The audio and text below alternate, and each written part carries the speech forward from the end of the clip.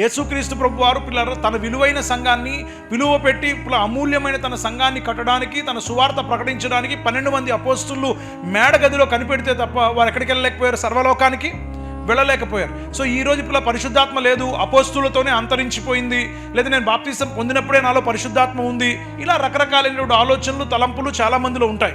అయితే నేను చెప్పవచ్చింది ఏంటి అని అంటే, ఈ రోజు మనం చాలా జాగ్రత్తగా ఆలోచన చేస్తే, ఒక వ్యక్తి దేవుని ఆత్మ చేత నింపబడకపోతే దేవుని వాక్యం ప్రత్యక్షపరచబడదు.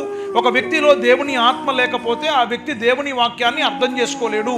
సో ప్రకృతి సంబంధి అయిన మనుషునికి దేవుని సంగతులు వెర్రితనంగా ఉంటాయి. సిలువను గూర్చిన వార్త నశించుచున్న వారికి వెర్రితనంగా ఉందని బైబిల్ చెప్తుంది. ఇక్కడ ఇంకో ప్రాముఖ్యమైన మాట ఏంటంటే, ఆత్మ లేకుండా దేవునిలోనే ఉంటూ బైబిల్ చదువుతూ ప్రార్థన చేస్తూ నామకార్థంగా మందిరానికి వెళ్తూ వస్తున్నటువంటి వాడికి కూడా దేవుని వాక్యం వెర్రితనంగానే ఉంటుంది, దేవుని సంగతులు వెర్రితనంగానే ఉంటాయి. ఎందుకంటే అతనికి ప్రత్యక్షత ఉండదు, దేవుని వాక్యం ఏం చెప్తుందో అవగాహన అయ్యేటువంటి పరిస్థితి కూడా ఉండదు.